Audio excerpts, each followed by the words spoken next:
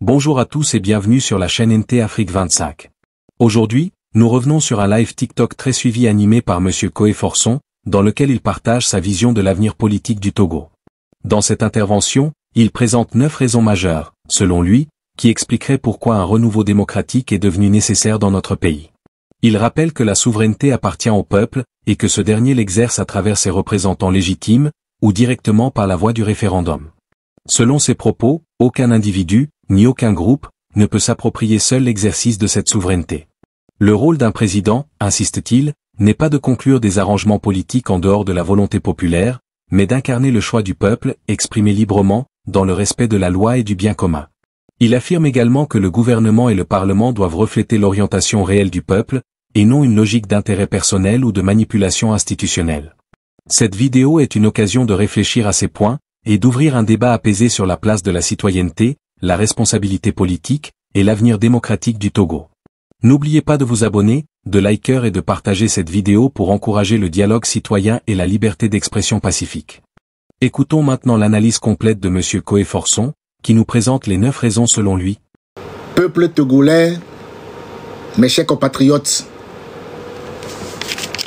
dans cette situation difficile que traverse notre nation, le thème de ce live, je ne vais pas passer par 4 chemins, comme je l'avais annoncé, les 9 raisons pour lesquelles le président du Togo, Faure, doit quitter le pouvoir. Et j'énoncerai les 9 raisons avec des preuves à l'appui. Pour beaucoup de chiffres seront communiqués. Beaucoup d'informations vous seront données pour vos gouvernants, pour que chacun d'entre nous puisse noter ou se rappeler de certains faits qui discréditent le président togolais. Voilà. Avant de commencer, le premier point, une question que j'aimerais que nous tous nous puissions nous poser. Pourquoi? Pourquoi depuis l'indépendance du Togo jusqu'à ce jour, le Togo ne connaît pas d'alternance à la tête de la nation? Pourquoi? Donc, beaucoup d'interrogations seront faites au cours de ce live. Ce live n'est pas déterminé pour invectiver, mais vous donner les connaissances, les informations pratiques sur lesquelles nous allons travailler pour les faire partir. Et ces informations sont vérifiables partout. Peuple togolais, mes chers compatriotes, je voudrais vous rappeler une chose et que j'aimerais que chacun d'entre nous ne puisse jamais oublier. La souveraineté nationale appartient au peuple qui l'exerce par ses représentants et par la voie du référendum. Je répète la phrase. La souveraineté nationale appartient au peuple qui l'exerce par ses représentants et par la voie du référendum. Aucune cession du peuple ni aucun individu ne peut s'en attribuer l'exercice. Aucune cession ni aucun individu ne peut en attribuer l'exercice. Un président d'une nation n'est donc pas l'homme des accords médiocres, mais celui que le peuple a choisi en personne comme choix qui touche son destin. Je répète la phrase. Le président de la République d'une nation n'est donc pas l'homme des accords médiocres, mais celui que le peuple a choisi en personne comme choix qui touche à son destin. Le président de la République qui compose le gouvernement en cherchant à concilier l'intérêt général quant au choix des hommes avec l'orientation qui se dégage du Parlement, choix véritable du peuple.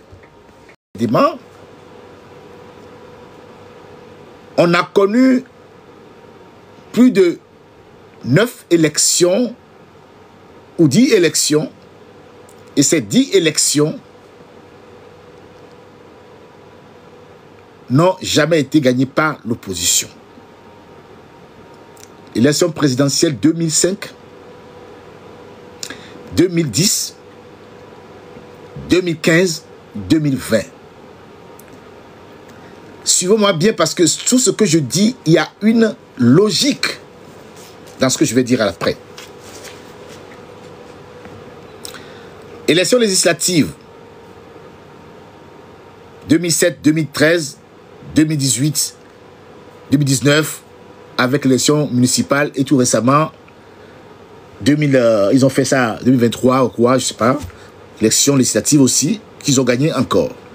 Et les législatives, ils ont encore gagné. Législatives et municipales, ils ont gagné les 2 élections. Et ces élections ont permis au président de la République de former un Sénat qui, un quart des membres du Sénat sont nommés par lui-même et les sénateurs qui ont été votés, pour moi, je pense que l'élection n'était pas une élection crédible. C'est mon humble avis. Parce qu'aucune élection n'est crédible au Togo. La vérité des urnes est un problème. Mais force est de constater qu'en 2024, nuitamment, on a changé la Constitution et on nous bascule dans la 5e République. Donc, je ne veux pas faire du droit, sur le fond, sur la forme, le régime togolais est illégal. Maintenant, comme ils ne veulent plus consulter la population, et comme les forces de la nature nous couvrent, d'erreur en erreur, ils ont arrivé à la fin de leur tour de vis. Pourquoi je dis ça? En face de moi, j'ai la constitution que eux-mêmes ils vont voter en 2024, promulguée dans le journal officiel. Et la première question que je vais poser à tous les gens qui me suivent, parce que je vais vous poser des questions pour que nous puissions réfléchir ensemble pour voir est-ce que le gars, ce que le monsieur Forson dit, il a raison ou il ment, ou il dit faux. Voilà les conditions, les premières conditions. Voilà. On dit le président de la République. D'accord? On va prendre le président de la République d'abord. Le titre du président de la République d'abord. Comment le président de la République du Togo, avec la nouvelle constitution 5e République, d'accord? Comment il est choisi?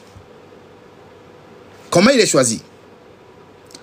On dit dépôt de la candidature, jouit de tous ses droits civils et politiques, présente un état de bien-être physique, écoutez bien, hein, présente un état de bien-être physique, parce qu'il faut frapper les gens avec leur propre bâton, présente un état général de bien-être physique et mental, dûment constaté par 3 médecins assermentés désignés par la Cour constitutionnelle du Togo.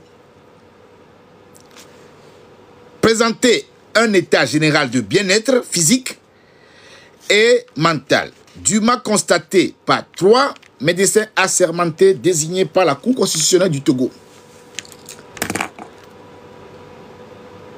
La première question que je voudrais poser à tous les Togolais qui me suivent, Elle est simple. En ce moment où je vous parle, le président de la République de 86 ans, M. Samvi de Tové, il est où?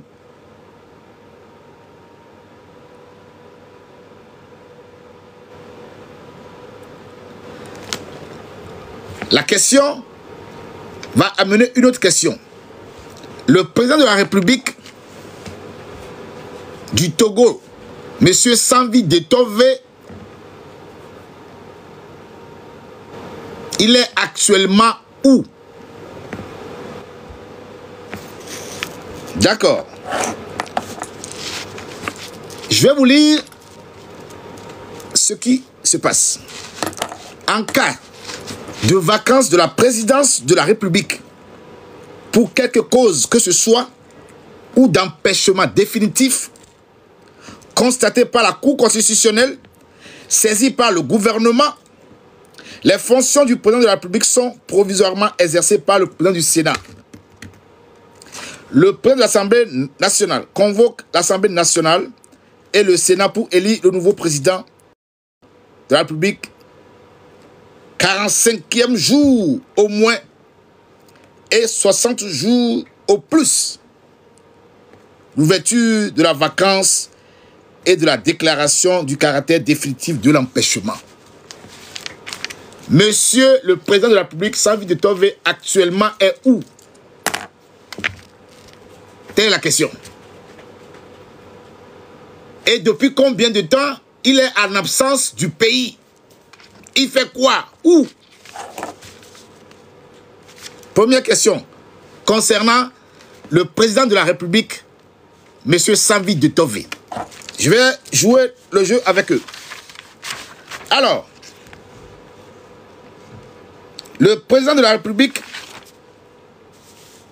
quand il a prêté serment, écoutez attentivement ce qu'il a dit.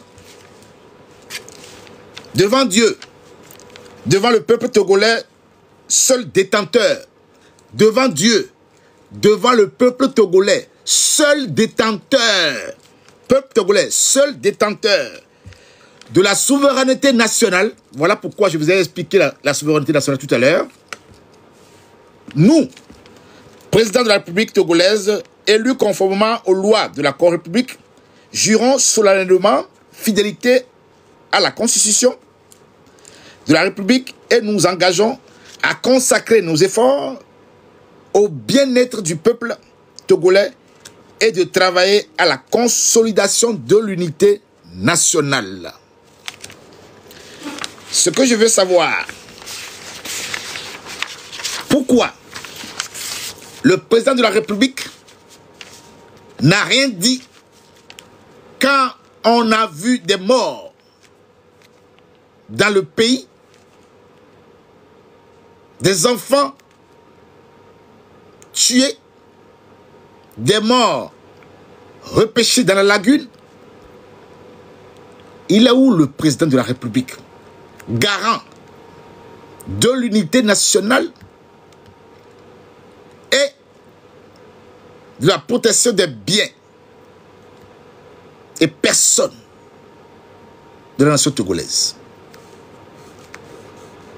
Telles sont les questions qui concernent le président de la République. Maintenant, nous allons aller vers le président PCM. Le PCM. Alors, le PCM, je vais m'attarder sur son attribution. D'accord? Son attribution seulement. Alors, le PCM, il dit, devant Dieu, le PCM, quand il a prêté serment la fois dernière, qu'il n'a pas reçu la moirie de l'État, c'est bien, il n'a pas reçu la moirie de l'État, il a prêté serment, il a dit ceci. Devant Dieu et devant le peuple togolais, seul, devant Dieu, seul détenteur de la souveraineté nationale, nous, présidents du Conseil, désignés conformément aux lois de la République, jurons solennellement de respecter et de défendre la Constitution que la République togolaise s'est délibérément donnée, de remplir loyalement et fidèlement notre mission remplir loyalement et fidèlement notre mission de serviteur du peuple. Donc un président, c'est un serviteur du peuple. C'est le peuple qui te paye ton salaire. Et on ne tue pas ce peuple-là. Alors, quels sont les attributs du président de la République? De PCM, voilà. Il dit, préside le Conseil des ministres, est le chef suprême des armées. C'est l'article 50. Hein. Donc, c'est de l'article 46, gouvernement, jusqu'à l'article 50. Voilà. L'article 50 de la nouvelle constitution qu'eux-mêmes ils ont élaboré. Donc, les statuts du président de la République, du PCM, président du Conseil des ministres, est le chef suprême des armées, dispose de l'administration, exerce l'autorité, le commandement sur les forces armées et les forces de sécurité, détermine et conduit la politique de la nation, définit la politique étrangère et représente l'État dans la conduite des relations internationales, assure l'exécution des lois et exerce le pouvoir réglementaire, nomme aux emplois militaires, écoutez bien, nomme aux emplois militaires, civils, accorde la grâce dans les cas individuels et commune les peines dans les conditions prévues par une loi organique. Nulle part dans cette constitution, nulle part, il n'est mentionné comment nomme les ministres. Nulle part dans cette constitution, il n'est mentionné comment nomme les ministres. Voilà pourquoi il ne peut pas nommer ces ministres. Donc, les intellectuels, excusez-moi, togolais là, qui ont fait cette constitution, donc Kérékou avait raison, institution tarée, ils ont oublié.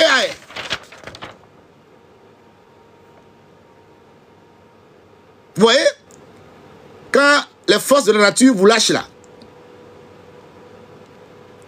nulle part, il n'est précisé, nomme les ministres. On dit préside Conseil des ministres. On dit nommer, il n'y a nulle part ici. Donc, voilà le premier point que je voulais soulever pour ce qui concerne la constitution que eux-mêmes ils ont votée, pour vous dire que tout le gouvernement togolais n'a pas droit d'être.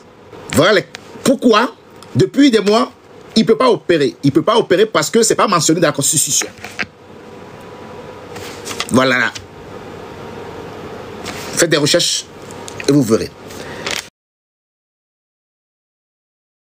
Depuis que le président Faure Gnassingbé a pris le pouvoir, 2005 jusqu'à ce jour, j'ai fait une petite recherche par rapport à ce qu'on appelle l'indice de développement humain. D'accord? L'indice de développement humain, ce qu'on appelle indice de développement humain, correspond à un indice calculé chaque année par le programme de PNUD, des Nations Unies, pour le développement.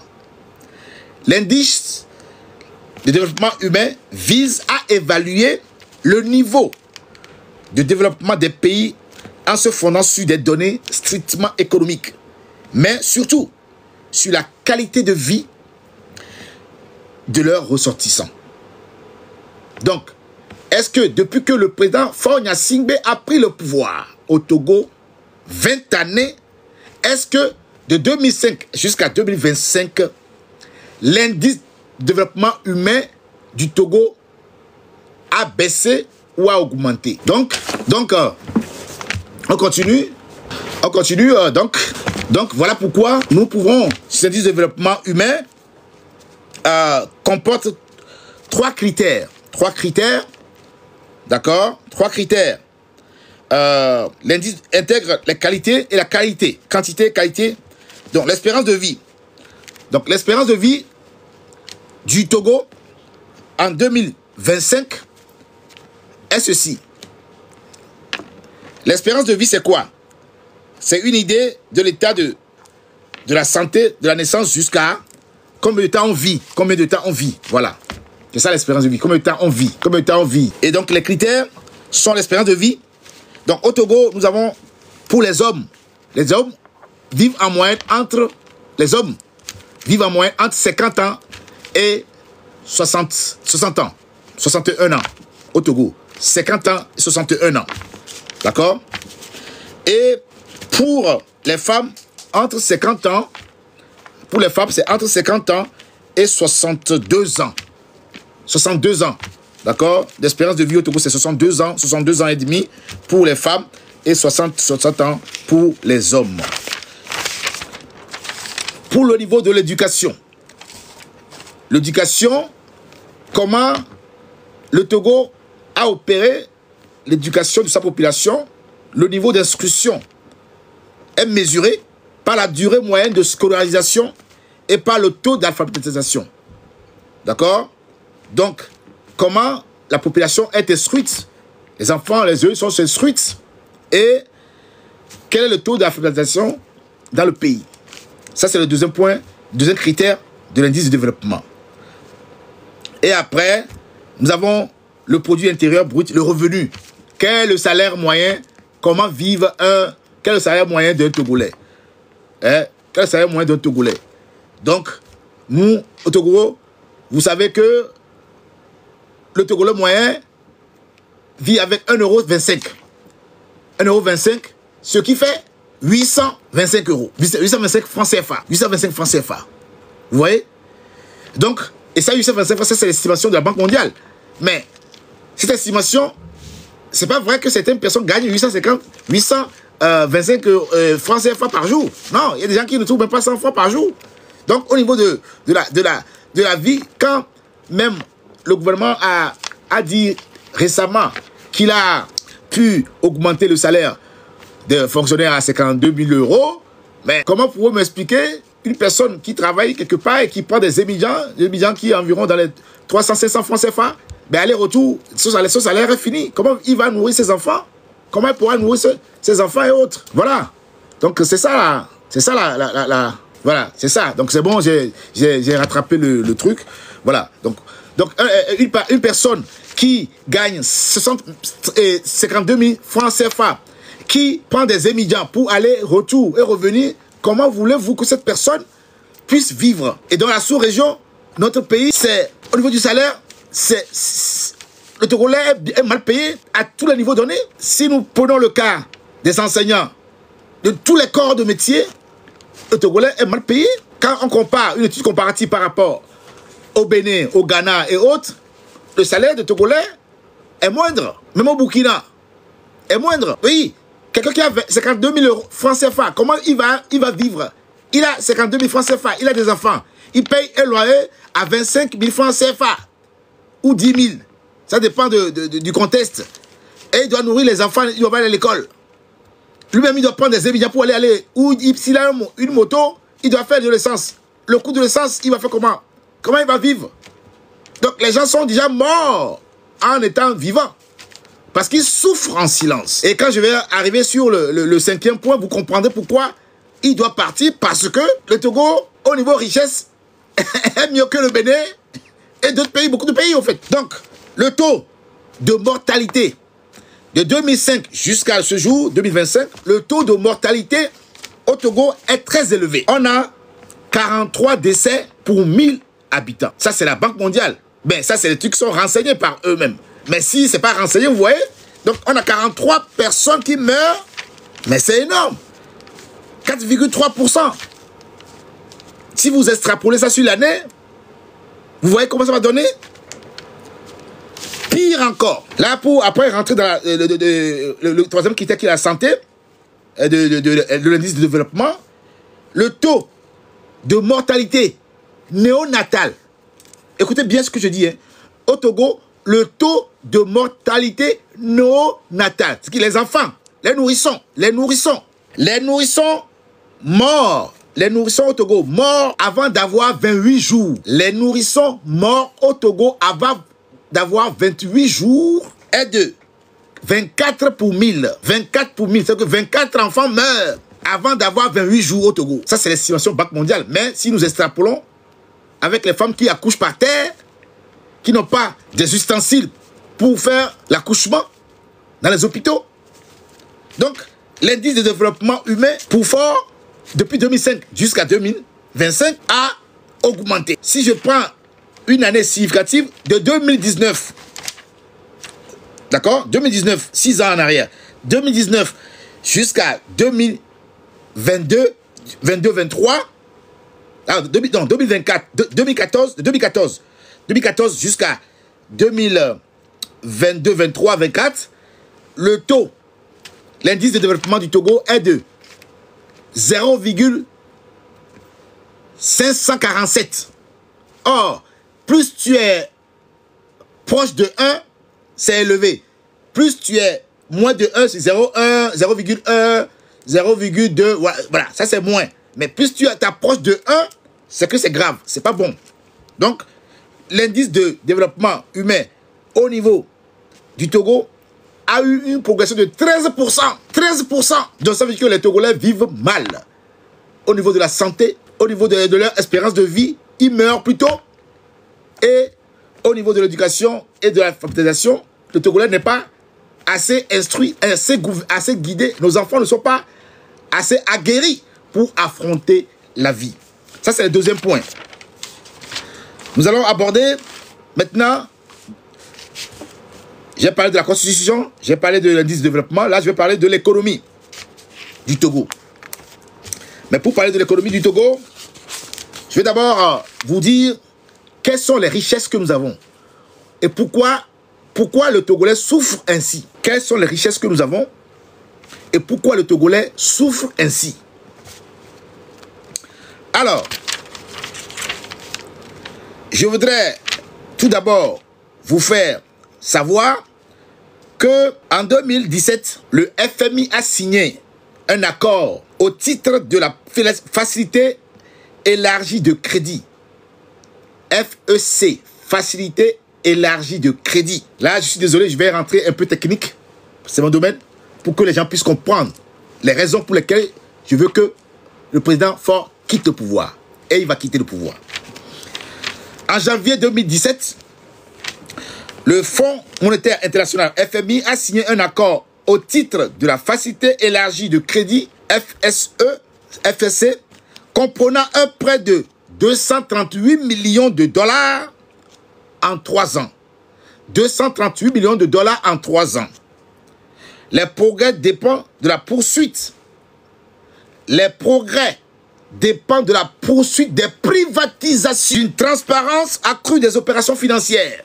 Parce que les opérations financières au Togo sont opaques. Transparence accrue des opérations financières de l'État, de la tenue des élections législatives et du soutien continu des donateurs étrangers. Vous voyez pourquoi la communauté internationale, les gens qui sont là-bas, là, ils amènent les gens à aller aux élections pour contourner les aides ou les financements par d'autres voies. On en reviendra tout à l'heure. Donc, le produit intérieur brut, parité nominale du Togo, est de 10 023 millions de dollars en 2024. Le produit intérieur brut, PPA, 33,047 millions de dollars. Le Togo est classé 148e sur 193 pays. D'accord? Maintenant, quelles sont les richesses que nous avons au Togo? Que les gens peut-être ne connaissent pas vraiment l'histoire du Togo. Le Togo, le territoire du Togo est de 25% cultivé et contient du champ de mil au nord du pays. Champ de mil au nord du pays. Des terres argileuses du sud du Togo qui produisent des patates douces, du maïs. L'agriculture au Togo doit normalement assurer 80%. C'est pas sûr. Quels sont les moyens qu'on met dans l'agriculture? Quelles sont les cultures que nous avons au Togo? Nous avons le mil, le sorgho, maïs, manioc, igname, cacao, café, karité, le coton. Le coton est la principale culture industrielle et le premier produit d'exportation agricole. Mais nous avons mil, sorgho, maïs, manioc, igname, cacao, café, karité qui sont en plus. Nous avons du bois combustible aussi, que nous vendons. Nous avons, pour les richesses naturelles, d'accord, qu'on appelle, écoutez bien, richesses naturelles, qu'on appelle en jargon, d'accord, en jargon économique. D'habitude, quand j'utilise ce terme-là, les richesses naturelles qu'on appelle en jargon économique, les minerais critiques. Minerais critiques.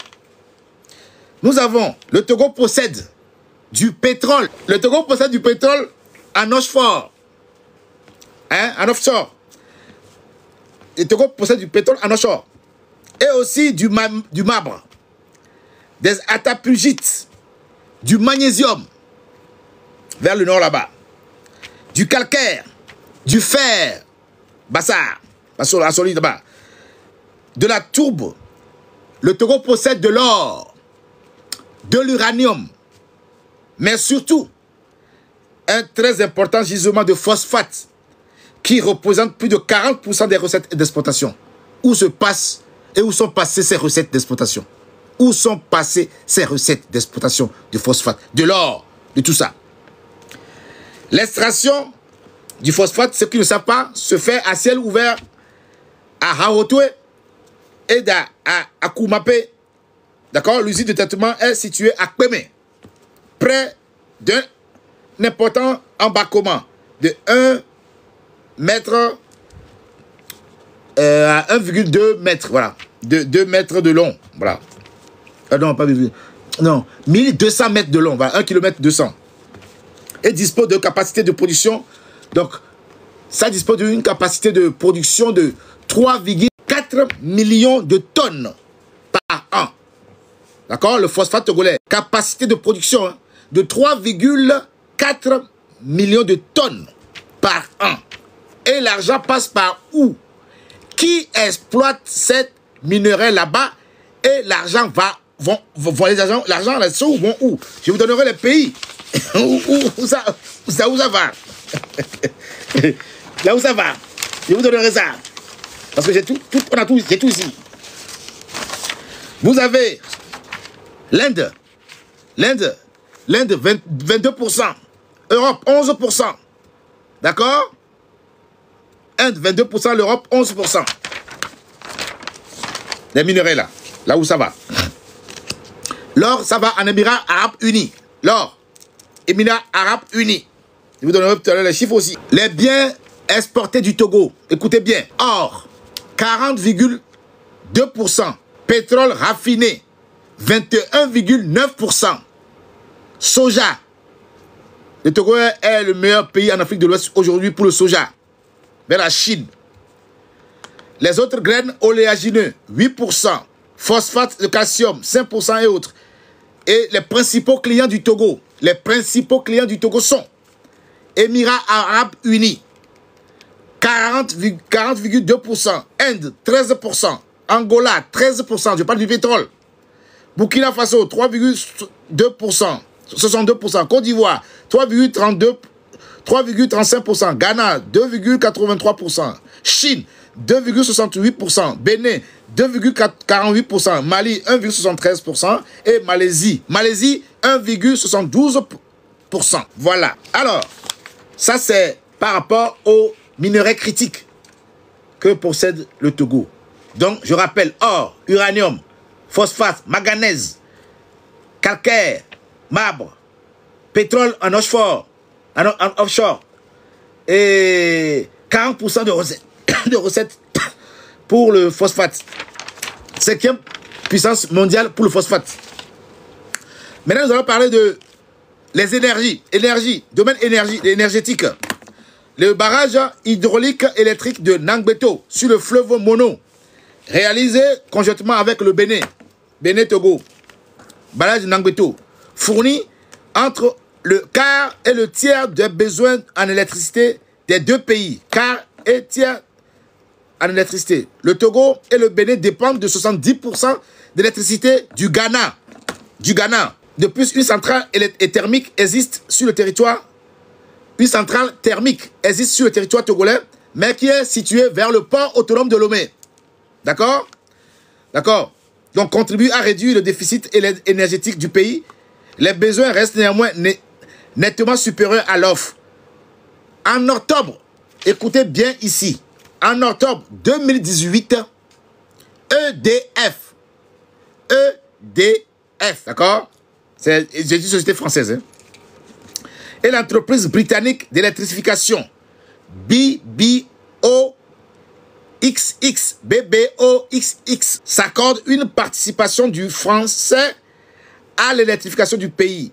Le pays souhaite atteindre une électrification de l'ordre de 50% aux alentours de 2020 et de 90% aux alentours de 2030. Donc, ceux qui gèrent notre électricité au Togo, c'est EDF et entreprise britannique d'électrification BBOXX. D'accord. Alors, en avril 2021, le central de Kekeli Efficient Power voit le jour et devrait aider le pays à couvrir 100% des besoins électriques en électricité de l'ensemble du territoire.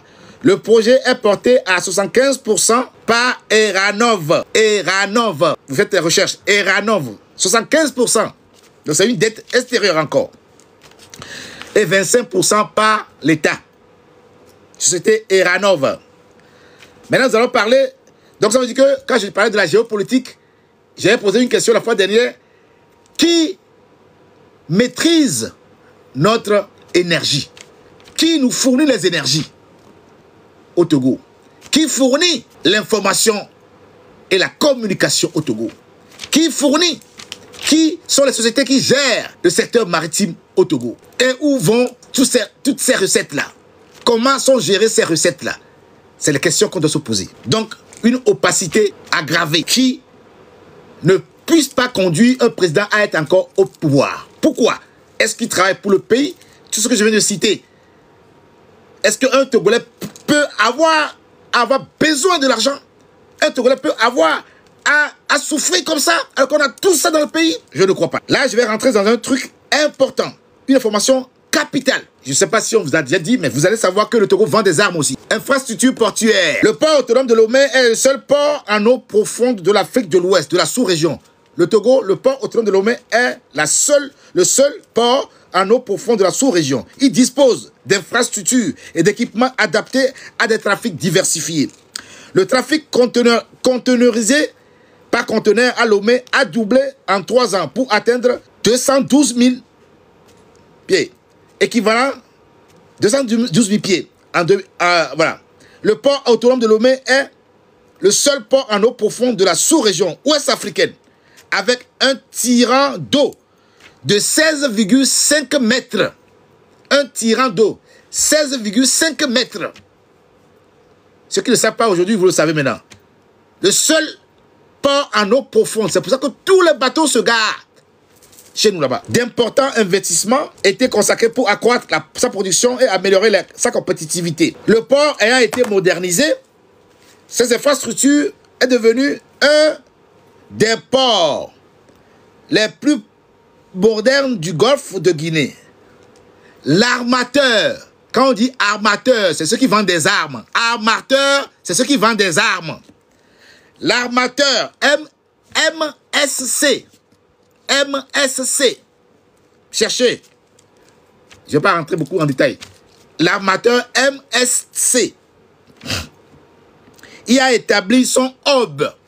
Donc, un armateur qui établit un hub, c'est que les armes passent par le Togo. Un hub ouest-africain.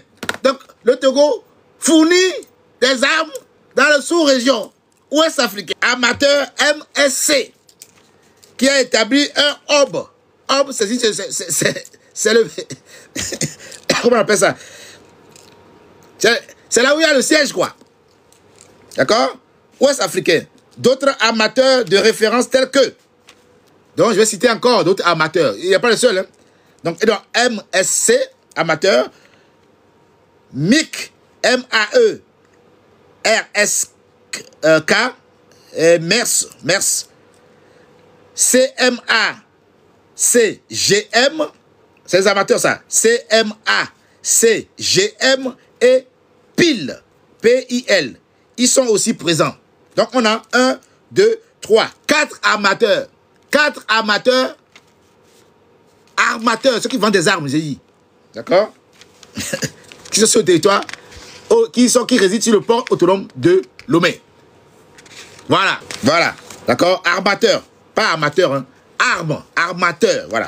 Donc, on a MSC, MERS, MERSK. On a CMACGM et PIL. Ils sont aussi présents. Maintenant, nous allons parler de trafic ferroviaire et trafic routier. Donc, l'axe du Nord, Lomé-Dapaon, et l'axe frontalière Lomé-Burkina Faso constituent pour le Togo son principal axe de communication favorisant les échanges commerciaux avec les pays Sahel. Le réseau ferroviaire est de 340 km de voies ferrées, dont le principal tronçon est de 276 km Lomé-Atakpamé-Blita, vers le nord. Mais, je ne sais pas si vous avez vu le domaine ferroviaire du Togo. C'est pas de la blague. En fait, c'est ridicule. Pour quelqu'un qui a fait 20 ans, allez voir le Sénégal, ce que Macky Sall a fait pour le secteur ferroviaire. Le Togo, c'est qu'en 6 000 km², mais en 20 ans, je crois que le secteur ferroviaire devait être développé pour faciliter le transport pour comment on appelle, les paysans, et faire des routes pour permettre aux paysans de venir commercer dans la ville. Or, regardez l'état de nos routes actuellement au Togo. Ils ont installé un câble optique Google. Hein? Ils ont installé un câble fibre optique de Google en mars 2022. Donc c'est le Togo qui a choisi. Donc, vous voyez, c'est la force des États-Unis, hein, qui joue aussi sur le Togo. Donc, Google s'est implanté au Togo. D'accord? Donc, le Togo a été choisi pour installer la première partie en Afrique des Kiano. Et Kiano sont câbles de fibre optique. Et ça s'appelle Ekiano. Donc, Google a installé en mars 2022 un fibre optique au Togo. Maintenant, nous allons parler du zone franc. Zone franche au Togo. La zone franche au Togo, où le droit du travail n'est pas respecté, où le Togolais est devenu esclave, au lieu d'être, comment on appelle, est devenu esclave sur son propre sol, parce que ceux qui sont venus et qui exploitent la zone franche, qui a été créée depuis 1980, ben moi je me rappelle de ça, depuis 1980, la zone franche au Togo a été créée, mais force est de constater que les critères qui ont été élaborés ou mis en place ne sont plus adaptés de nos jours à la réalité économique que vive la nation. Vous avez, dans les critères qu'ils ont mis en place avant, aucun impôt pendant 10 ans, 10 années, et stabilisation du taux à 15% à partir de 11e année. Exonération de tous les droits de taxe lors de l'exploitation des produits importés ou fabriqués dans la zone franche. Exonération de tout droit de taxe et de droits et taxes à l'importation sur les matières premières, ainsi que le matériel et l'équipement de l'usine. Les véhicules utilitaires bénéficiaient d'une réduction de 50% des mêmes droits et taxes. Exonération de l'impôt sur les dividendes pendant 10 premières années pour les actionnaires non togolais. Exonération de l'impôt sur les dividendes pendant 10 années pour les actionnaires non togolais. Stabilisation de l'impôt sur les salaires au taux réduit de 2% pendant la durée de la vie de l'entreprise. Tarifs préférentiels sur les prestations de services publics, électricité, eau, téléphone, port. Possibilité de détention des comptes bancaires en devises. Liberté de transfert de capitaux. Ça, c'est le critère pour accepter les entreprises dans la zone franche. Mais vous voyez comment sont traités. Je prends l'exemple, il y avait à l'époque Amina, je sais pas, Amina et d'autres qui viennent encore. Je ne sais pas comment les Togolais vivent. Et comment ils vivent, comment ils sont payés, comment ils sont maltraités, comment ils sont pas, leurs dignités sont bafouées. Alors que nous avons des ministres qui ont fait 18 ans et il s'égosille et il ne voit pas comment les conditions de travail de ses concitoyens sont détériorées dans le pays. Ça, c'est le point numéro 4 concernant la zone franche. Donc, c'est les points saillants concernant l'économie du pays. Et comme ces critères que je viens de citer sont les points qui, je pense que ne sont pas dignes d'un dirigeant qui a une vision, hein, et qui ne contrôle pas les axes qui produisent de l'argent, des recettes. Mais s'ils les conduisent, où se passe tout ce que je viens d'énumérer, où sont passés, où se passe, où vont l'argent, où vont, parce que certains ne sont pas renseignés. Comment gérer le port? L'endettement. L'endettement du Togo. Il faut que les Togolais sachent quel est l'endettement que le président Faure a contracté. Hein, pour nous tous, nous sommes tous dedans. Le système Gnassingbé endette le Togo, d'accord? Est-ce que, une fois, depuis 58 ans, un audit a été effectué pour l'enrichissement personnel de ceux qui nous gouvernent? Est-ce qu'une fois, depuis 20 années, où on a eu beaucoup de gouvernements établis par M. Faure et Zinam, est-ce que l'endettement togolais est amélioré? Peuple togolais, mes chers compatriotes, vous savez, avant de rentrer dans le vif du sujet, je vais vous raconter une petite histoire. Car l'histoire édifie. L'histoire permettra que vous puissiez comprendre ce que je vais dire. Parce que si je ne vous donne pas l'histoire, vous ne pouvez pas comprendre au fait pourquoi j'insiste là-dessus. Parce que les chiffres, vous pouvez les retrouver. Mais l'histoire que je vais raconter vous permettra d'être convaincu de la raison pour laquelle il doit quitter le pouvoir. 20 années de gouvernance. 20 années où beaucoup de ministres sont passés.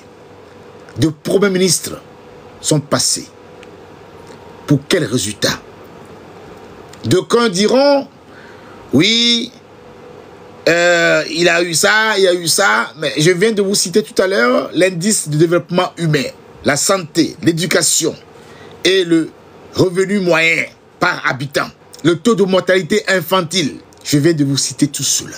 Un président de la République est choisi par le peuple qui est souverain. Et quand ça ne marche plus, il doit quitter le pouvoir. Donc, mais je profite en parenthèse, avant d'entamer l'endettement du Togo, un petit mot à tous ces blogueurs. À toi, Zaga. À toi, PC. Tous ceux qui composent le groupe. J'oublie beaucoup de noms, mais vous tous. À toi, Mac Nda. De train de la liberté. À toi, Eli. Kordio. À toi, Keteou. À toi, Olivier Ama. À tous ceux qui travaillent. À toi, Amos. À toi, Légende. À toi, Romarikson. À toi, Lawson Helouche. À toi, Amekoudi, Kofi, Philippe. Bon, à vous tous que je connais. À vous tous qui travaillez dans l'ombre et qui aussi vous exhibez pour expliquer les choses aux Togolais. Du fond du cœur, je vous remercie. Le Togo est plus grand que nous. Nous devons nous considérer comme la terre. Qu'on piétine, qu'on crache, qu'on fasse tout sur lui. Cette terre-là produit toujours en silence. Nous devons fusionner nos forces pour que notre pays redevienne dans les normes des nations, redevienne l'ordre de l'humanité. Mais on ne peut pas le faire si nous ne puissions pas taire nos égos, si nous ne puissions pas nous sacrifier pour dire tu as raison, avançons. Mais si nous avons l'ego, où nous voulons dire que c'est nous ne pouvons pas conduire cette nation vers la liberté. Parce que ceux qui sont à l'extérieur ou à l'intérieur souffrent. Est à l'extérieur et voient son pays souffrir. Et voient son pays connaître des choses atroces. Nos cœurs et nos pensées sont troublés. et nous saignons. C'est pour cela que je voulais faire à vous interpeller à tous. Je rappelle, je pense à Ferdinand Haïté, Farida Anaboulema, tous les autres que je oublie les noms, mais recevez mes salutations. Recevez mes salutations d'amour pour le Togo. J'avais intitulé cette lutte la pieuvre. Cherchez la pieuvre. Chacun apportera sa part pour que nous puissions arriver à la destination finale. N'oubliez jamais cela. Alors contribue, sans critiquer l'autre, sans invectiver qui que ce soit. Parce que là où est la lutte aujourd'hui, c'est là où l'opposition, tous ceux qui ont contribué, chacun a fait sa part. Chacun a fait à sa manière sa contribution. C'est parce qu'ils ont fait ça que je ne critique pas, que je dis ensemble, venez, venez, prenez conscience que cette lutte, que cet engagement que nous faisons, nous prenons tous là, est le dernier pour l'amour de la nation, pour l'amour de nos enfants, pour la progéniture que nous allons laisser demain. Merci à vous. Maintenant, je continue pour... Le Togo est un pays, un cas d'école, qui demeure une énigme en Afrique. Voici un pays qui a connu le premier coup d'État en Afrique et depuis s'est enfoncé dans la dette. La dictature du père était Gnassingbé, 1967 à 2005, suivi de l'autocratie militarisée du fils, Faure et Swaziland, 2005 à nos jours, se sont perpétués grâce à une dette exponentielle qui a conduit le Togo à prendre son statut de pays s'orientant vers des politiques de non-alignement et de neutralité entre 1960 et 1963. Pour adopter un statut de pays aligné sur le système francafiste, fondé sur le règne des militaires, dissimulé derrière les personnalités civiles, faisant office de véhicule marketing. Or, tout ce système Gnassingbé fonctionne comme une courroie de transmission de la défense des intérêts étrangers, non sans accrochage religieux, régulier, ou une partie du peuple togolais qui manifeste son indignation et a soif de la vérité des urnes et des comptes publics sert de faire valoir, mais reste délibérément écarté de la redistribution des forces et des richesses du Togo. La redistribution des richesses s'opère aux dépens du peuple togolais qui s'appauvrit, perd son pouvoir d'achat et surtout ne dispose plus de marge et d'espace de liberté pour exprimer sa soif de la vérité des urnes pour retrouver sa liberté. Pour s'en convaincre, il faut rappeler que la population du Togo est estimée à 9 721 608 habitants en 2025. 9 721 608 habitants en 2021, avec une croissance démographique annuelle de 2,17%, avec une densité 179 habitants par kilomètre carré et avec près de 66% de la population vivant en zone rurale. Selon la prudence qu'impose toute analyse sérieuse, il importe d'abord d'éviter de ne pas se fier qu'au rapport d'autosatisfaction du gouvernement Gnassingbé sur la dette sans possibilité de vérification indépendante contradictoire. Sur la base de plusieurs recoupages d'informations et des chiffres du Fonds monétaire international, la dette publique totale du Togo en 2025 est estimée à 2 397 millions de francs CFA, soit 3,654 milliards d'euros. 3,654 milliards d'euros. Avec une population estimée, sans la grande majorité de la diaspora togolaise, à environ 9,7 millions d'habitants.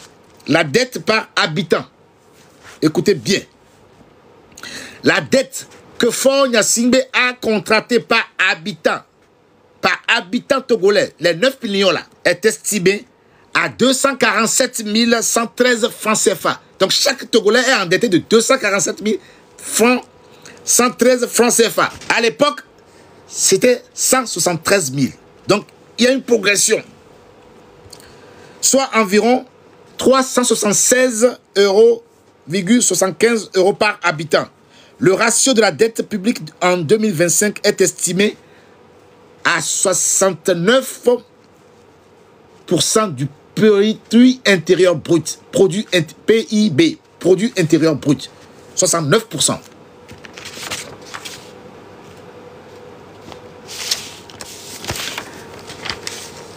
Alors, le ratio de la dette en 2005, voilà pourquoi il doit partir. 2005, 63% du PIB. On est en 2025, 69% du PIB. 6% de croissance en plus. Alors que la dette par habitant s'élevait à 273 €, soit 340 $, soit 179 088 francs CFA en 2005. La dette par habitant togolais est de 179 088 francs CFA. Aujourd'hui, cette dette est de 247 113 francs CFA, ce qui fait 376,75 € par habitant. Donc le président, au lieu de baisser la dette, augmente au contraire, sans que les résultats tangibles apparaissent en termes d'amélioration du bien-être. La dette du Togo augmente, mais on ne voit aucune amélioration du bien-être. Pour une grande majorité du peuple togolais. C'est le bilan de la précarisation restée impunie du fait de l'omerta, de la peur, de envers le peuple, les dénis de droit, de justice et surtout de la non-transparence dans les comptes publics. Le bilan de Faure Gnassingbé se résume à une gouvernance d'accaparement des richesses et de dissimulation des recettes publiques, dont celle du pétrole. Dissimulation des recettes publiques, dont celle des pétroles. Il doit partir. On ne peut pas avoir du pétrole dans le pays et le peuple togolais doit souffrir à ce point. Qu'il n'y a pas un salaire minimum garanti. Qu'il n'y a pas une politique sociale établissant des salaires, établissant des aides. Même les retraités souffrent pour avoir les miettes qu'ils ont contribué à préserver pour leur retraite. Même les retraités. Le bilan de Gnassingbé se résume d'une gouvernance d'accaparement des richesses, de dissimulation des recettes publiques, dont celle du pétrole. Entre autres, il s'agit d'une gouvernance de l'endettement du peuple togolais, en toute impunité. Au lieu d'avoir augmenté le pouvoir d'achat des citoyens et citoyennes, en réduisant les inégalités et augmenter les emplois décents. Le président Faure Gnassingbé et son système d'usurpation des richesses du peuple togolais ont réussi le tour de force de faire passer la dette de chaque Togolais de 179 088 francs CFA à arriver au pouvoir en 2005 à 247 113 francs CFA par habitant en 2025. Face à un tel bilan, il doit quitter le pouvoir. Face à un tel bilan, il doit quitter le pouvoir. Comment? Il ne voit jamais de rapport. Encore moins de corrélation entre la vérité des urnes et le poste qu'il occupe de manière anticonstitutionnelle et illégale comme président, et que ce soit à la tête de la République ou à la tête du Conseil, il doit quitter le pouvoir. Je vais vous donner une information capitale. Pourquoi on indexe la France? Écoutez bien ce que je vais vous dire. C'est ce 5e mandat-là qui est présenté comme un premier mandat sans élection du peuple togolais, avec le poste de président du Conseil des ministres, non sans avoir préalablement éradiqué toutes les possibilités de capacité de nuisance du président de la République dans la 5e République, qui aura pu lui porter ombre ou le remplacer. Or, écoutez bien Togolais, or, les accords secrets de défense entre la France et le Togo, toujours en vigueur, les accords secrets de défense entre la France et le Togo, toujours en vigueur, protège le président de la République et non le président du Conseil. Vous voyez maintenant? Il est dans la merde. Donc, quand ça va partir là, il ne peut pas appeler personne. Hein? Parce que l'accord là, ça protège que le président, le vieux là, le vieux qui est avec nous ici. Donc, l'accord de défense qu'elle a signé avec la France, qui est en vigueur, protège que le président de la République et non le président du Conseil des ministres. Ah, information bombe. Il va partir. Bon, on rigole un peu, c'est pour égayer l'ambiance. Le 5e point que j'ai intitulé l'insécurité. Pourquoi il doit quitter le pouvoir? Parce que le président de la République et le président du Conseil sont garants de l'intégrité, de la protection des biens et des personnes et de l'article 8 des droits du citoyen dans la Constitution qui précise que le domicile est inviolable. Donc aucun militaire ou aucun milice, les milices ne peuvent pas rentrer dans la maison des gens pour faire ce qu'ils font là. Donc le président de la République, garant de cette continuité de l'État et de la protection des biens et personnes, et surtout qui doit protéger la nation, ses concitoyens, n'est pas digne. Donc il doit quitter le pouvoir. Un père qui n'arrive plus à assumer les besoins, à assumer les charges, n'est plus digne d'être père. N'arrive plus à assurer la protection, à faire manger, à maintenir en santé, à maintenir en sécurité, à créer l'amour, la cohésion. Parce que dans une nation, l'unité, ça se sent, ça se ressent. La paix, ça se sent, ça se ressent. Partagez le live, donnez-moi des cœurs. Parce que je vous aime. Alors, si vous m'aimez, alors je veux des cœurs. Parce que le Togo a besoin du cœur. Alors, nous allons parler de l'insécurité dans le pays. Le pays, en ce moment où je vous parle, connaît de l'insécurité vers le nord. Et depuis des années, il n'arrive pas à sécuriser le nord. Donc, il doit quitter le pouvoir. Le pays connaît des insécurités au niveau de la violence faite aux personnes dans le pays. Donc, les ministres de l'Intérieur, administration du territoire, les préfets, tout ça ne font pas leur travail.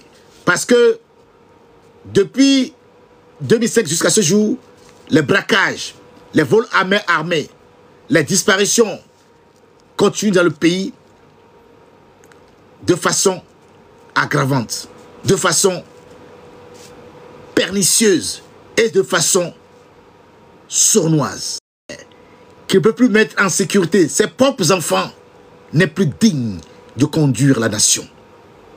Un père qui n'est plus capable d'unir ses enfants n'est plus digne de conduire la nation. La population, la jeunesse togolaise, qui a 15 ans et autres, oui, 15 ans, représente 40% de la population togolaise.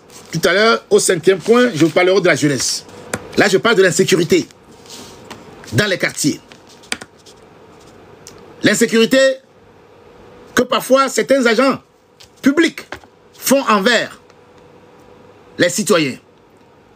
Comment pouvez-vous m'expliquer que les agents publics qui doivent sécuriser les banques, c'est eux qui donnent des indications pour qu'on braque les autres. Quand les gens viennent récupérer l'argent dans les banques, on les poursuit, on les braque en chemin ou on les braque dans leur maison. Si vous vous souvenez qu'on a braqué à l'époque, c'était le général Yak qui était ministre de l'Intérieur, on a braqué des gens à l'aéroport. Ils sont où les coupables? Les gens on a braqué les gens au marché de Lomé, grand marché. Ils sont où les gens qui ont fait ça? On vient de tuer nos enfants. Ils sont où les gens qui ont fait ça? Les gens sont disparus. Et les mamans, l'insécurité sur les routes, les raquettes des camionneurs, des transporteurs, les raquettes qui s'opèrent dans les hôpitaux, les raquettes qui s'opèrent dans la fonction publique. Quel est le rôle des ministres? Quelle est la vision qu'ils ramènent? Sur quelle base vous nommez les ministres? Vous avez échoué. Comme vous avez échoué, le Togo doit connaître un décollage. Sans vous. Je sais que vous n'êtes pas seul, que c'est un système. La preuve, ceux qui ont tué en 90, à l'époque de votre père, qui ont mis des gens dans la lagune de Baie, plus de 27 morts, 27 corps, qui ont sorti des milices dans les périodes de UFC, de ANC, de PNP, les marches, les milices sont sortis avec des gourdins, des coupes. Ces mêmes méthodes continuent. Alors vous êtes indigne de gouverner la nation. Comment on peut m'expliquer dans une nation que c'est des groupes autodéfense?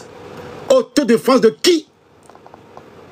Et qui sillonnent auprès des polices que le concitoyen paye. Un président est un serviteur. C'est le concitoyen qui te paye. Un ministre est un serviteur. Il doit rendre compte parce que c'est l'argent du contribuable. Ce n'est pas votre argent. Quand vous travaillez pour l'État, l'État, c'est nous tous. L'État, ce n'est pas un individu. L'État, c'est nous tous. C'est ce qu'on appelle l'intérêt général, la cause commune. Et ce qui manque au Togo, c'est l'exemplarité, c'est la rectitude, c'est la force de conviction du cœur. Insécurité pour les agriculteurs, les producteurs dans la zone rurale. Là, je parle de la sécurité dans tous les domaines. Insécurité au niveau sanitaire. Qu'est-ce que les Togolais mangent? Quelle est la politique d'hygiène et de sécurité alimentaire? Donc, je parle de l'insécurité au niveau alimentaire aussi. Qu'est-ce qui rentre sur le territoire togolais? Quels sont les produits qu'on met dans le sous-sol pour produire? Qu'est-ce que les Togolais mangent? Le service d'assainissement, le service d'hygiène. Vous avez fauté sur toutes les lignes. Et vos ministres et vous-même. 20 ans, ça suffit. Il y a 9 700 000 Togolais. Et vous n'êtes pas le seul, le plus intelligent. Ou le seul à même et capable d'avoir l'amour de votre nation. Mais au fait, pensez-vous à ces enfants que vous arrêtez, que vous trucidez? Pensez-vous à la souffrance de leur mère, de leur père, qui ne peut pas les voir?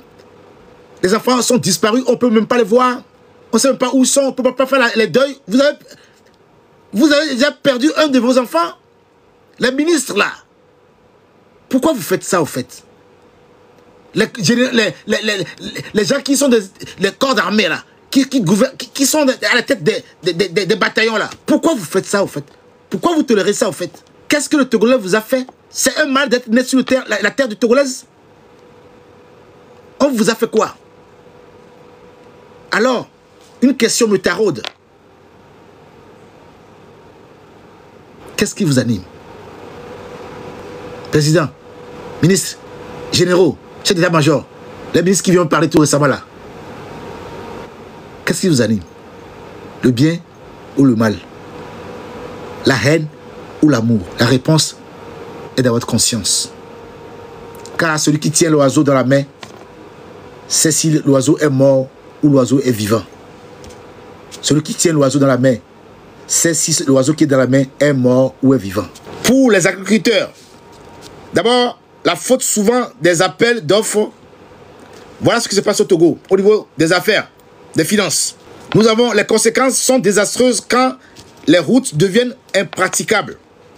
Combien d'argent a été détourné pour construire les routes dans le pays pendant la saison des pluies, contribuant ainsi à une perte de performance logistique, des retards pour toute l'économie, l'isolement des citoyens vivant en zone rurale et zone inondée. Ce sont d'autant que des zones rurales demeurent sous-équipées. La faute souvent à des appels d'offres opaques, au ravage de la corruption, à un système judiciaire où la séparation des pouvoirs n'existe pas. pour les agriculteurs et pour les producteurs en zone rurale, c'est une catastrophe, car le coût de transport est élevé. La perte de temps ne font que réduire leur pouvoir d'achat, sans compter l'augmentation des pertes après les récoltes et l'accès difficile au marché pour les agriculteurs. La faible performance logistique à l'intérieur du Togo et l'absence d'un système ferroviaire, comme je l'ai dit tout à l'heure, digne de ce nom, freine considérablement le développement économique et accentue les effets sur l'environnement et du fait d'une surutilisation des camions utilisant un diesel polluant, la corruption d'agents assermentés ou non assermentés, pour ne pas dire informels, racketant les camions comme les bus de passagers ici et là, ne font qu'empirer la situation. Au marché, les gens qui rackettent les femmes qui viennent au marché sous le soleil et qui ne gagnent rien et qu'on les rackette au marché. Où allons-nous? Où allons-nous? Ce sont donc ces opportunités économiques qui sont perdues du fait de la gouvernance des tenants du système. Voilà pourquoi tu dois quitter le pouvoir. Parce que tu n'as rien à proposer. Vous n'avez plus rien à proposer. Là, je vais maintenant entamer le point 6, la jeunesse. Pour la jeunesse, ça confirme. J'ai une vidéo que j'ai publiée sur ma page. C'est lors des campagnes municipales. Ça, je l'ai déjà vu plusieurs fois. Mais Dieu merci que j'ai vu la dépravation des mœurs. La jeunesse, au lieu d'être guidée vers la connaissance, la culture, le loisir constructif, le sport, la jeunesse engagée citoyenne, la jeunesse écologique, la jeunesse face au logement, la jeunesse face à la santé. Cette jeunesse est utilisée par l'achat de conscience. Cette jeunesse est amenée vers la dépravation des mœurs. Cette jeunesse s'adonne à la drogue, à des substances. Cette jeunesse a perdu l'orientation. Notre jeunesse a besoin de nous, peuple togolais. A besoin de tout Togolais de la diaspora. Mais je vous garantis une chose.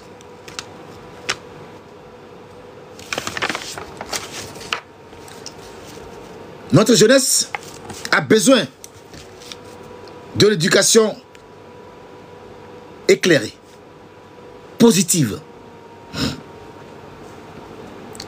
On a l'intelligence à plusieurs.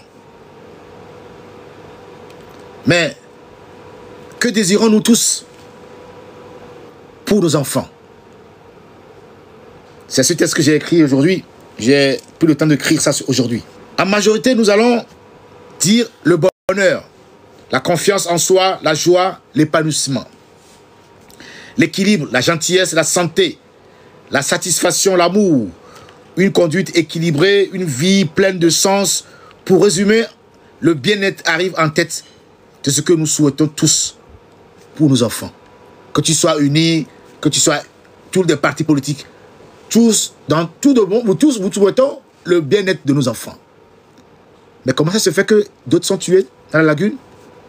D'autres sont tués comme Jojo, Silandare. Si c'était vos enfants, qu'est-ce que vous avez pu faire pour les enfants togolais depuis 20 ans? Montrez-les-moi. Démontrez-les-moi. Qu'enseigne-t-on à nos écoles? Qu'est-ce qu'on enseigne à l'école? La capacité de réflexion, la capacité à s'adapter à un moule, les compétences en langue, en mathématiques, le sens du travail, l'habitude de passer des examens, la discipline et la réussite. Je veux, moi, Koé Forson, une éducation éclairée, que j'appelle l'éducation de l'apprentissage coopératif. J'apprends des autres, ils m'apportent comme les 5 doigts de la main. Nous sommes tous égaux Et c'est ensemble que nous pouvons prendre. C'est ensemble que je vais prendre ce verre qui est dans ma main. Avec mes doigts. C'est ensemble que je prends le verre. Tout le monde est important.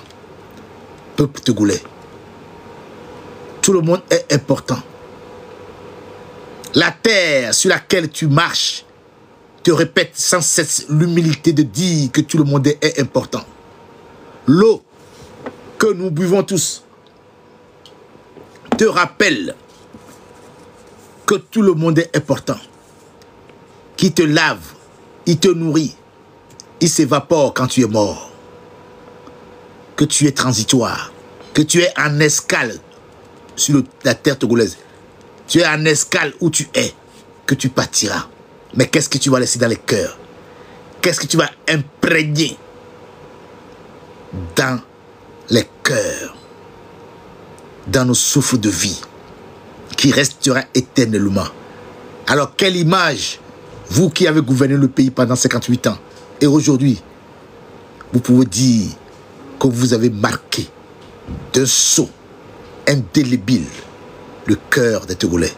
Cette question, je n'ai pas de réponse. C'est votre seule conscience. Car qui suis-je pour vous juger? L'école, je veux une éducation éclairée ou positive que j'appelle apprentissage coopératif à nos enfants. Elle consiste à apprendre à chaque élève, à chaque enfant, à devenir le meilleur être humain. À ne pas critiquer l'autre. À savoir que l'autre est important pour moi. À savoir que l'autre n'est pas mis sur mon chemin par hasard, car le hasard n'existe pas. À savoir que vous qui me regardez ce soir, vous avez choisi de m'écouter parce que c'est un choix que vous avez fait. C'est un choix d'apporter votre énergie envers moi. C'est pour ça que je témoigne et je vous dis, à vous tous qui me regardez en ce moment précis, je vous aime d'un amour que je ne peux pas exprimer. Je vous aime d'un amour que je ne peux pas exprimer. Parce que certains d'entre vous, peut-être c'est la première et la dernière fois qu'ils me verront. Peut-être certains d'entre vous, peut-être ma voix guérira leur cœur. Peut-être certains d'entre vous, des mots que peut-être j'ai prononcés vous exalteront. Mais ce que je sais, c'est que la lumière est plus forte et que l'amour est la seule force qui peut chasser les ténèbres, car elle ne s'éteint jamais, d'éternité en éternité. Et vous tous qui me regardez, je vous aime. L'école ne peut se contenter de transmettre des savoirs.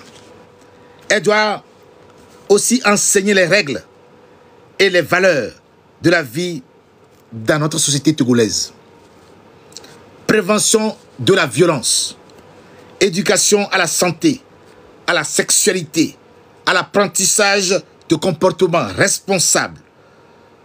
Par exemple, autour du thème de la sécurité routière, du civisme, sont autant de facettes d'une même ambition. Contribuer à former de futurs adultes des citoyens responsables. Cet objectif ne peut être atteint qu'en transmettant à nos jeunes la dimension essentielle du respect et de la connaissance de soi-même. Respect et connaissance de soi-même et autrui, fondement de la vie sociale. Je répète, cet objectif ne peut être atteint qu'en transmettant à nos jeunes la dimension essentielle du respect, de la connaissance de soi-même et autrui, fondement de la vie sociale. Notre pays ne mobilise pas tout le potentiel de sa jeunesse. Il est urgent qu'ils se mettent en action de le faire. Cela doit être l'une des priorités de l'État qui va venir bientôt. Je parle du nouveau gouvernement, de la transition qui va arriver, qui sera régie par un militaire. Je l'avais déjà dit. Un militaire, je vous explique pourquoi un militaire. Donc une transition sans Faure Gnassingbé. Ça, c'est clair. Pas de négociation, il quitte le pouvoir. Notre pays ne mobilise pas tout le potentiel de sa jeunesse. Il est urgent qu'ils se mettent en situation de le faire. Cela doit être l'une des premières priorités de l'État, à qui il revient d'animer une nouvelle politique. C'est également un enjeu pour tous les acteurs de la société, les collectivités locales, les partenaires sociaux, les acteurs associatifs, les acteurs du monde entier, scolaires, universitaires, les mouvements de jeunes et d'éducation populaire, les mouvements familiaux, les acteurs de la formation professionnelle, les citoyens eux-mêmes. Un cadre d'intervention commun doit être défini. Un cadre d'intervention commun doit être défini quartier par quartier, région par région. Il constitue un projet d'ensemble pour la jeunesse. Il est nécessaire que notre pays adopte une politique nationale de la jeunesse à long terme qui soit fondée sur un consensus de toutes les forces sociales et politiques du pays visant à créer dès maintenant et pour la prochaine génération une jeunesse qui est autonome, solidaire, engagée, déterminée à conquérir la citoyenneté, à s'investir pour la reconstruction du Togo nouveau. Et ce citoyen doit être intègre dans son comportement, dans ses paroles, et doit être exemplaire dans son comportement et dans tout ce qu'il entreprend. C'est ce citoyen qui doit savoir que verser le sang d'un Togolais, c'est son sang qu'il verse. Mentir sur le compte d'un Togolais est une façon aussi de trucider la personne, de honner la personne. Le Togolais doit être un Saint Thomas. Ce que tu n'as pas vu de Peuple Pieux, on ne l'invente pas. C'est pour ça que je vous ai communiqué les chiffres d'un travail ardu fait par le collectif Vérité des Urnes et mes recherches personnelles pour vous étayer, vous donner les raisons pour lesquelles il doit quitter le pouvoir. Maintenant, après la jeunesse, je vais me parler aux chefs traditionnels. Chefs traditionnels du Togo. Les chefs traditionnels, dans la constitution, la nouvelle constitution que nous allons établir après, nous allons constitutionnaliser les chefs. Mais d'ores et déjà, aujourd'hui, il y a des habitudes qui ne sont pas bien du tout. Mes chefs, mes respects, mes respects, mes respects. Voilà le constat. Les chefs traditionnels animés par le chef de tradition, gardien des us et coutumes, contribuent largement à la résolution des conflits de tout genre et de l'instauration de l'harmonie et de paix sociale. Or, nous avons remarqué que les chefs traditionnels sont devenus des chefs de partis politiques, sont dans les partis politiques, ils font les campagnes. Ce qui outrepasse leur fonction. L'intronisation doit respecter les règles de forme et de fond, des lois et des coutumes en vigueur. L'intronisation des chefs traditionnels ne doit pas être politique. Au Togo, les chefs traditionnels sont politisés. Voilà pourquoi ce qui se passe dans le pays ne peut pas être contrôlé. Parce que les chefs traditionnels n'ont pas de compétences pour régler les problèmes, pour apaiser la nation. Parce que, étant captés, clichés vers le pouvoir, les conditions de reconnaissance prévues par la loi ne soient pas détournées au profit de la considération purement politique des chefs traditionnels. Voilà le constat que j'ai fait.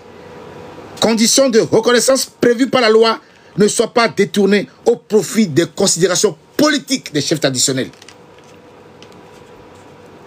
La reconnaissance des chefs correspond au choix fait par la population conformément aux règles coutumières. La reconnaissance du chef traditionnel correspond au chef fait au choix fait par la population conformément aux règles coutumières et non pas d'autorisation politique. Le régent soit désigné conformément aux us et coutumes de la localité selon les dispositions prévues par l'article 19 de la loi de 2007-002. En conséquence, qu'aucun régent n'assure de ses fonctions en excédant à une période de 2 ans. Qu'aucun régent ne puisse succéder au chef défunt dont il a assuré la régence. Que tous les régents soient munis de leur décret de reconnaissance. Et les chefs traditionnels sont aussi liés aux problèmes fonciers au Togo. Les chefs traditionnels sont aussi liés aux problèmes fonciers du pays. Bannir les règles coutumières foncières, des principes interdisant aux femmes d'accéder aux terres en tant que propriétaires, proscrit dans la législation foncière l'accaparement des terres par quelques individus ou sociétés, adopter un code des loyers et d'habitation, faire respecter des tests en matière de copropriété au Togo, ça n'existe pas. Renforcer la sécurité des titres fonciers de manière à ce qu'il soit incontestable devant la juridiction conformément aux dispositions du décret du 24 juillet 1906. Décret du 24 juillet 1906. Faire passer toutes les ventes d'immeubles par un office notarial tel que prescrit dans l'article 2 du décret 1966. Créer une chambre judiciaire spécialisée, spécialement en charge du règlement des litiges fonciers. Chambre judiciaire en charge des litiges fonciers. Mettre sur pied une commission composée de magistrats, de praticiens, du foncier, de chercheurs en la matière pour faire l'état des lieux, des tests existants et formuler des propositions dans le sens de leur amélioration. Faire respecter aux magistrats, avocats et notaires, huissiers et commissaires priseurs déontologiques régissant sa profession. Sécuriser le foncier vis-à-vis de l'État pour éviter les expropriations sans justice, sans justesse et sans indemnisation. Mettre en place des véritables instruments d'identification des immeubles et immatriculés en commerce, commençant par la vérification des conditions d'acquisition foncière. Distinguer entre les secteurs urbains et les secteurs ruraux. Alléger les procédures d'immatriculation et d'immatriculation des terrains. Voilà quelques lignes que je voulais dire aux chefs traditionnels, aux chefs des partis politiques. Et surtout, d'abord, je vais commencer d'abord par les chefs religieux d'abord. Les chefs religieux, certains d'entre vous sont sortis pour exprimer leur indignation vis-à-vis de ce qui se passe dans le pays.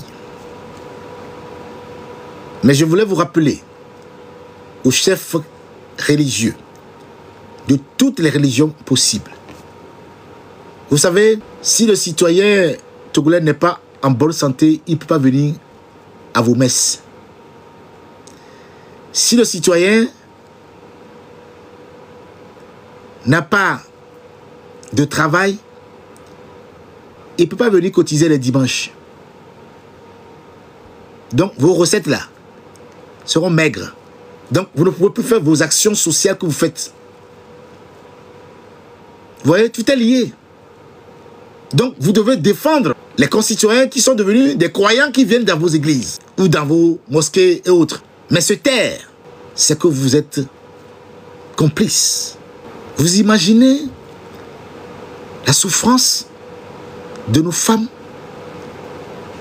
de grands marchés, des femmes togolaises. Oh, je vous aime.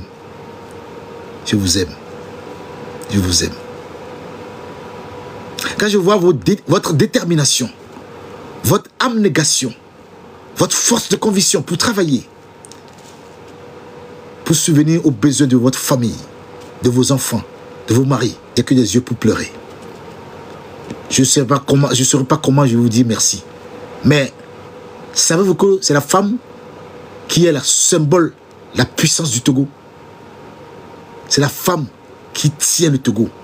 Rappelez-vous, Olympio, le socle d'Olympio, c'est les femmes du grand marché. Les nanabins. Le Togo ne pourra pas se relever sans vous.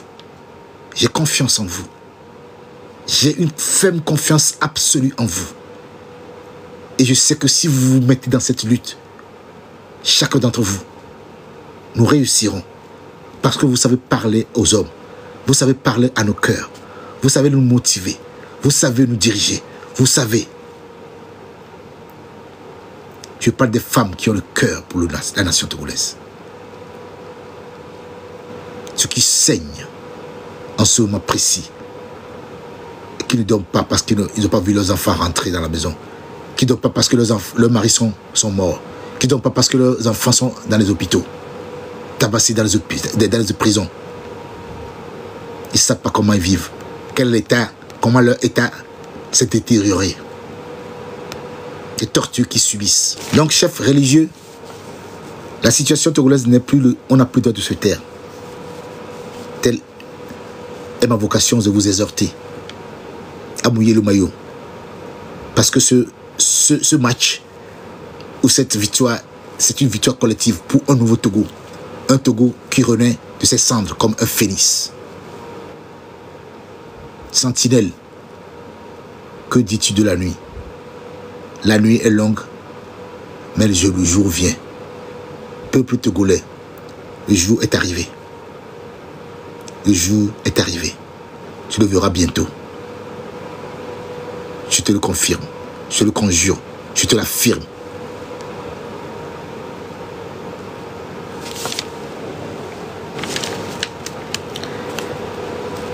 Je vais parler aux partis politiques. La vie politique togolaise a été caractérisée par le défaut d'une cohésion nationale, l'intolérance des acteurs politiques, les uns envers les autres, transformant des joutes oratoires en rivalité dramatique. Je répète, l'intolérance des acteurs politiques togolais, les uns envers les autres. Ça se voit aussi parmi les blogueurs en ce moment. Les uns envers les autres, transformant les joutes oratoires en rivalité dramatique. Le défaut du respect des droits des citoyens par l'État et du défaut de respect de leurs devoirs par les citoyens. Le détournement des institutions et mécanismes de l'État de leur rôle à des fins partisanes. La subordination de l'accès aux ressources nationales par le clientélisme politique. Subordination aux ressources nationales par le clientélisme politique. La mainmise de certains groupes sociaux sur les secteurs clés de l'État ou sur certains pans de l'économie nationale. Je répète, la même mise de certains groupes sociaux sur les secteurs clés de l'État ou sur certains pans de l'action de l'économie nationale. L'invective et le dénigrement ne sont pas un projet de société.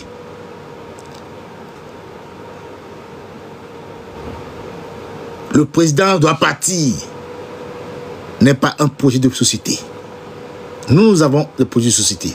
Nous élaborons des projets de société. Nous déclarerons en tant soit peu. Mais d'ores et déjà, la lutte que nous faisons, tous, individuellement, ne doit pas invectiver qui que ce soit. Chacun a fait sa part jusqu'à un niveau donné. Mais la seule question que je veux poser à notre parti aux partisans qui veulent aller aux élections locales est de savoir, vous savez pertinemment que vous n'avez pas les moyens et que vous ne pouvez pas gagner les élections. Et que les élections ont toujours été truquées, volées, trafiquées. Parce que la vérité des urnes ne sortira pas des élections que vous allez aller. Alors, est-ce que vous allez à ces élections pour l'amour des Togolais ou pour vos égos personnels? Est-ce que vous allez à cette élection pour transformer la vie des Togolais et leur donner un mieux-être ou pour vous, pour avoir des avantages d'un élu? Ce que je sais, c'est que toutes les élections qui ont été organisées dans le pays par ce pouvoir n'ont jamais été transparentes. Parce que le découpage électoral, les ramifications et les démembrements des préfectures, des régions appartiennent au parti au pouvoir. Les préfets de police, les préfets des régions, les départements, tout appartient au pouvoir. Comment voulez-vous gagner ces élections-là? Alors, vous vous trompez ou vous trompez le peuple? Comment voulez-vous aller à une élection alors qu'on a trucidé 7 personnes et des jeunes de 14 ans, les enfants, parce que ce n'est pas vos enfants? Comment pouvons-nous être indifférents de la souffrance des autres au Togo ainsi? Comment nous ne pouvons pas nous mettre en commun pour une fois de bon changer notre pays? Parce que ce changement apportera du bien à toute la nation. Vous imaginez 2 500 000 Togolais descendre avec les investissements locaux, avec des investissements locaux, avec des investissements dans tous les domaines donnés, avec les compétences, avec les créations d'entreprises. Vous imaginez des Togolais de la diaspora africaine et européenne seront les ambassadeurs du Togo. Mais je veux dire quelque chose et je veux éclaircir quelque chose aux Togolais. La diaspora, quand je parle de la diaspora, n'oubliez pas que nous avons 4 diasporas. Je l'avais expliqué la fois dernière sur l'interview de mon papa, Ali Akondo. Nous avons 4 diasporas. Écoutez bien attentivement. Nous avons la diaspora qui est en accointance avec le pouvoir, ce qui veut dire quoi? Qui est pro-pouvoir. Et cette diaspora, certaines travaillent pour donner des informations sur ceux qui font de la politique et qui sont du parti de l'opposition. Et la plupart sont des services de renseignement pour le pouvoir. Les ambassades, au lieu d'être des ambassadeurs qui doivent rassembler les concitoyens à l'extérieur, sont devenus des partisans qui divisent la nation. Nous avons la diaspora qu'on appelle la diaspora de l'opposition. C'est des gens qui ont fui le pays parce qu'ils se sont mêlés de la politique et qui ne sont pas d'accord avec ce que fait le pouvoir. On les appelle la diaspora de l'opposition. Nous avons la diaspora de l'économie. Économique qu'on appelle, c'est des gens qui ont eu la bourse pour venir, des gens qui se sont demandés par les parents, qui sont eux-mêmes font des efforts, qui ont fait des efforts pour venir se chercher à l'extérieur. C'est ça qu'on appelle la diaspora économique. Et enfin, nous avons la diaspora qu'on appelle la diaspora noquière. Je m'en fous. Ces diasporas-là, eux, ils vont en vacances, ils construisent une maison, ils se la pavanent, ils se la montrent. Je suis de l'Europe, je suis des États-Unis, j'ai la nationalité américaine, la nationalité française, la nationalité italienne. Voilà, ils sont dans les VIP, les VIP, excusez-moi, VIP parce que vous rigolez, VIP, VIP, d'accord? Et c'est eux, on connaît telle personne, on connaît ce général, on connaît ce capitaine, on connaît, ils connaissent tout, ils vivent leur vie, ils s'en foutent de tout. Ça, c'est la diaspora qu'on appelle noquière. C'est la 4e diaspora. Mais tous ces diasporas forment le Togo. Donc, soyez conscients que ce n'est pas tout le monde qui fera la lutte, parce que les intérêts sont divergents. C'est pour ça que ceux qui ont l'amour de la nation, ceux qui ont la conviction que ça doit changer pour que chacun apporte la pierre à l'édifice, chevillé au corps, pour construire une belle nation en un temps record, doivent ensemble rentrer dans cette équipe qui doit gagner. Pas gagner contre quelqu'un, mais gagner pour améliorer la condition de vie, gagner pour changer la vision du Togo. Et quand on marche, qu'on ne se moque pas de nous, mais qu'on soit fier des Togolais lors de l'humanité. Voilà les 4 diasporas que je viens d'énumérer. Proposition numéro 1. Le chef de transition, je propose qu'il fasse un mandat unique de 7 ans. Et au cours de cette... Parce que comme on a eu le long règne de 58 ans, 7 ans.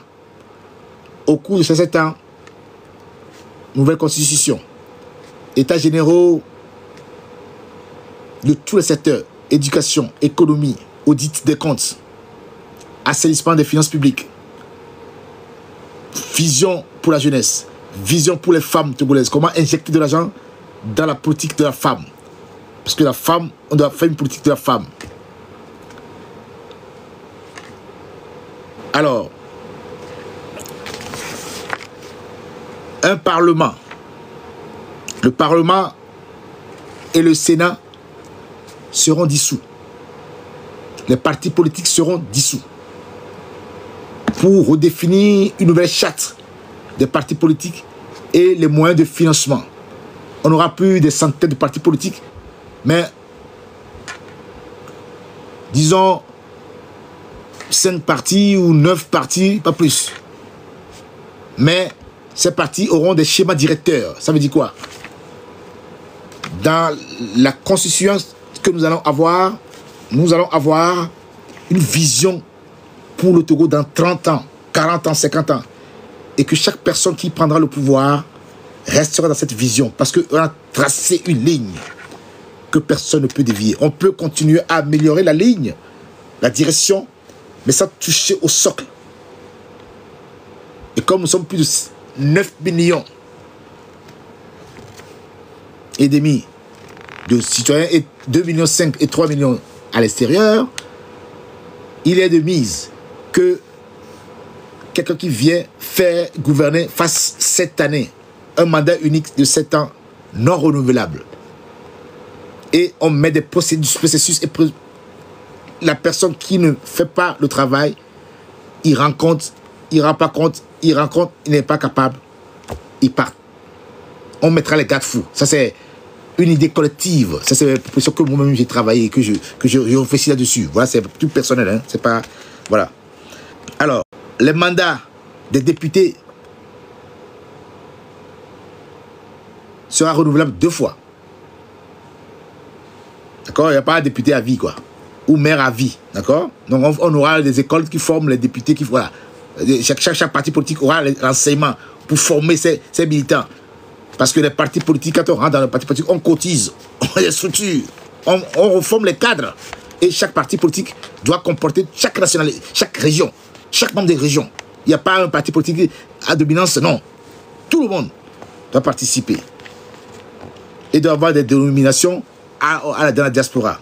C'est pour ça que l'État va financer, exiger, non, rendre obligatoire une justification détaillée des frais de mandat et de l'utilisation des réserves parlementaires. C'est pour ça que le Parlement, c'est 2 ans, 2 mandats, pas plus. Les réserves parlementaires, ils doivent justifier. Exiger des quitus fiscales. On va vérifier si quelqu'un qui va aux élections, là, il paie ses impôts. Est-ce qu'il est en règle avec les impôts dans le pays? Est-ce qu'il contribue? Il est un citoyen vrai. Voilà. Donc, organiser un renouvellement de la classe politique afin qu'il y ait une meilleure représentativité de toutes les couches.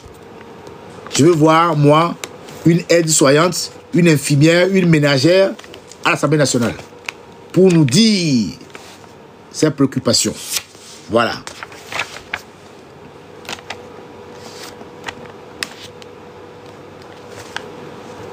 nous devons instituer dans la Constitution le dialogue social. Il doit être acté dans la Constitution togolaise. Voilà. Ça, c'est quelques points. Et pour finir, le thème central sera ce que j'appelle recréer le commun, recréer le vivre ensemble togolais, recréer le dynamisme et la cause commune togolaise, recréer l'amour entre les concitoyens togolais. Voilà comment nous devons vivre ensemble en protégeant nos familles. Et pour conclure, mes chers amis qui m'ont suivi, voici le test que j'ai produit pour vous. L'unité est un besoin vital pour le Togo. Toute son histoire, dans les hymnes, l'hymne national du Togo, on a dit, dans l'unité, nous voulons te servir. Quand Yassingbe Yadema il y avait le hécatombe du mauvais esprit qui gêne l'unité nationale. Donc l'unité, dans l'unité, nous voulons te servir. Donc l'unité est un besoin vital pour le Togo. Toute son histoire et toutes ses valeurs exigent qu'on préserve cette unité. Mais le président Faure ne préserve pas cette unité. C'est pour cela qu'il doit, après 20 ans, quitter le pouvoir pour que nous puissions avoir une nouvelle vision qui amène les Togolais vers l'amour inquiétessant de la mère patrie du Togo. Ce devoir est un devoir de sacrifice inhérent à notre être, à notre âme, à notre corps, à notre pensée. Qui parmi nous, mes frères et sœurs, a choisi de naître sur le sol du Togo? Qui parmi nous a choisi ses parents togolais et qui naissent, que ce soit dans la diaspora, que ce soit dans l'intérieur de la nation togolaise, qui parmi nous a choisi de naître togolais?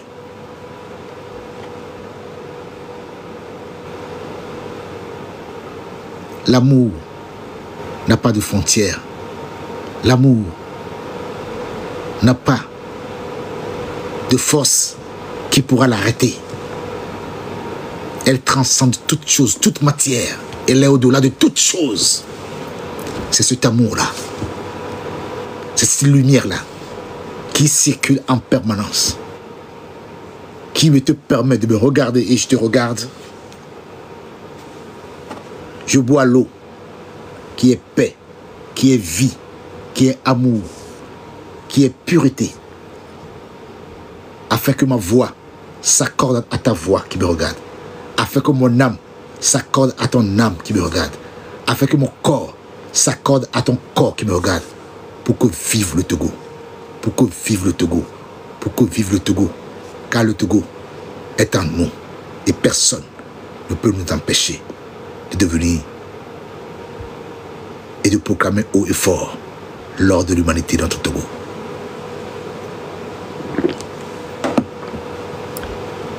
Mais l'évolution du monde rend cette unité précaire.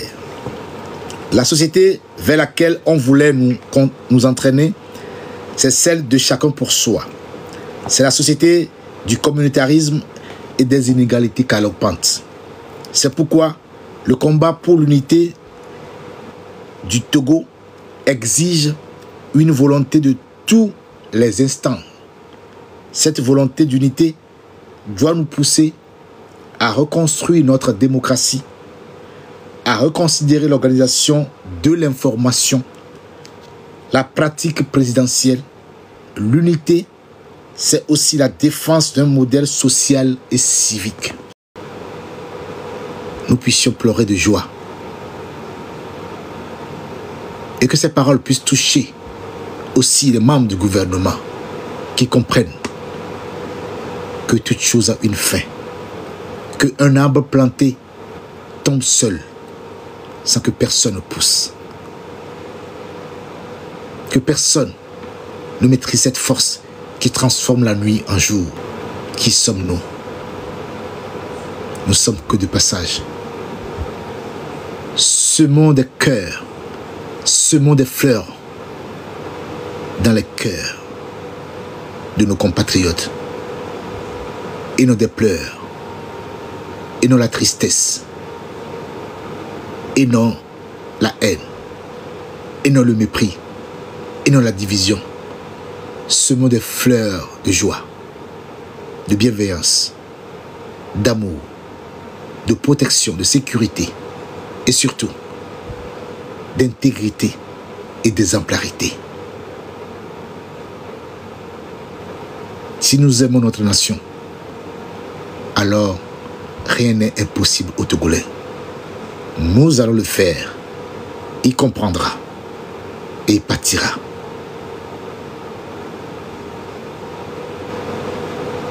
Vive le Togo. Vive toute personne qui a regardé que la force, que l'énergie universelle qui m'a donnée vous apaise le cœur cette nuit, vous couvre de sa puissance et vous fusionne avec moi. Merci de m'avoir suivi. Merci de m'avoir partagé. Je vous aime. Voilà ce qu'il fallait retenir de cette intervention de M. Koé-Forson. À travers ces 9 arguments, il appelle à une prise de conscience collective et à une réflexion sérieuse sur la gouvernance, la souveraineté et la légitimité dans notre pays. Au-delà des discours, c'est l'occasion pour chaque citoyen togolais de se poser une question simple. Quel avenir voulons-nous construire ensemble, dans le respect de nos droits et de notre dignité? Restons dans une dynamique d'éveil, d'unité et d'action pacifique. Merci d'avoir suivi cette vidéo. Si vous avez trouvé ce contenu utile, likez, commentez et partagez. Et surtout, abonnez-vous pour ne rien manquer des prochaines vidéos sur l'actualité togolaise, les analyses citoyennes et les voix engagées pour le changement.